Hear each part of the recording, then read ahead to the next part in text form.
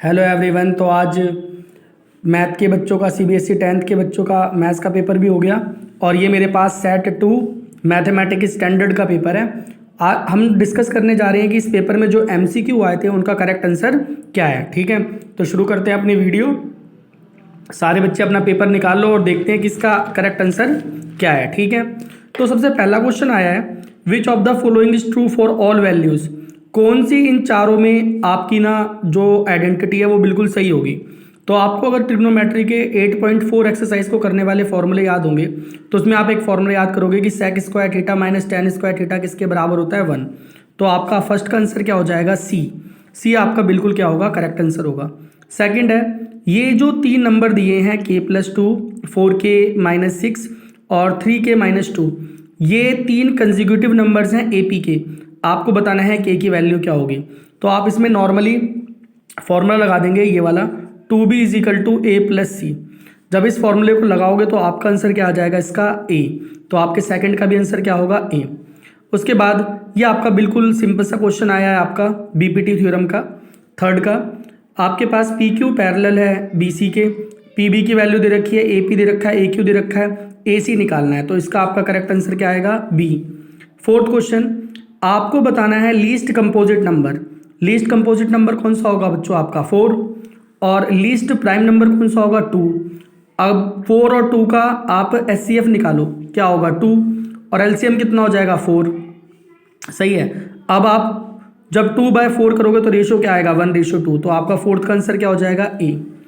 इसके बाद फिफ्थ पे, a card is drawn from a well shuffle deck of 52 cards. 52 cards हैं, आप एक कार्ड निकालते हो, इसकी प्रोबेबिलिटी क्या होगी कि वो एस ना हो। तो आप एस हटा दो, अब कितने बचे 48। तो 48/52 सिंप्लीफाई कर दोगे तो 13/12। आपका ऑप्शन नंबर डी क्या होगा, बिल्कुल सही होगा। सिक्स पे चलते हैं। आपके पास दो ट्राइंगल हैं, सिमिलर हैं, आपको बताना है एक्स की वैल्यू क्या होगी। तो आपका इसमें जो ऑप्शन नंबर बी है वो बिल्कुल सही है। ये आपके पास क्वाड्रेटिक इक्वेशन दे रखी है, बताना है आपको इसके रूट्स क्या हैं। तो सेवंथ का आंसर होगा 8, मतलब ए आपका 2 और -5। 8 पे चलते हैं। एक आपके पास पोल है 6 मीटर हाई है, उसकी हाइट है 6 मीटर और उसकी शैडो है ये। आपको बताना है इसमें एंगल ऑफ एलिवेशन क्या होगा सन का। तो आपका आंसर इसका क्या होगा, 60 degree, option number A. Ninth का, ये जो पॉइंट है इसकी ओरिजिन से डिस्टेंस निकालना है, तो आप डिस्टेंस फॉर्मूला लगाओगे, आपका आंसर इसका होगा डी, मतलब 10। आपके पास बताना है सेमी पेरीमीटर क्या होगा सर्कल का, सेमी सर्कल का एरिया क्या होगा जब डायमीटर क्या हो डी। तो पाई है r²। अब r क्या होता है, d/2 होता है। तो आप वैल्यू पुट करोगे तो आपका आंसर आएगा इसका C, 1/8 πd²। आपको बताना है लोअर लिमिट मीडियन क्लास का और मॉडल क्लास का सम क्या होगा। तो आप इसकी सबसे पहले लोअर लिमिट और मीडियन दोनों निकाल लो। तो इसका आंसर क्या होगा आपका बी, मतलब 11th का आंसर होगा 25। इसके बाद 12th पे चलते हैं। आपको बताना है लेंथ ऑफ टेंजेंट क्या होगी। रेडियस आपका है 9 और वो टेंजेंट का डिस्टेंस है 41, तो इसका आंसर आएगा आपका 40। 13 पे चलते हैं।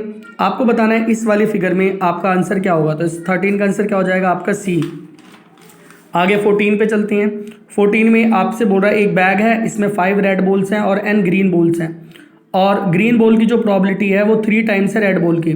आपको बताना है n की वैल्यू क्या होगी। तो n की वैल्यू क्या होगी आपकी 15। तो आपका करेक्ट आंसर क्या हो जाएगा 15। 15 पे चलते हैं। आपके पास ये एक पॉलिनोमियल दे रखा है, आपको अल्फा प्लस बीटा निकालना है। बिल्कुल आसान, सबसे आसान क्वेश्चन है शायद ये। अल्फा प्लस बीटा क्या होता है, -b/a। b तो इसमें 0 है, तो आपका आंसर क्या हो जाएगा डी, 15 का डी हो जाएगा ऑप्शन करेक्ट सही। 16 पे चलते हैं। आपके पास ये पॉलिनोमियल दिया है और आपको ये निकालना है, इसका एलसीएम ले लोगे तो क्या हो जाएगा अल्फा प्लस बीटा अपॉन में अल्फा बीटा। वैल्यू आप रख दोगे तो आपका आंसर क्या आएगा इसमें डी आपका करेक्ट ऑप्शन होगा।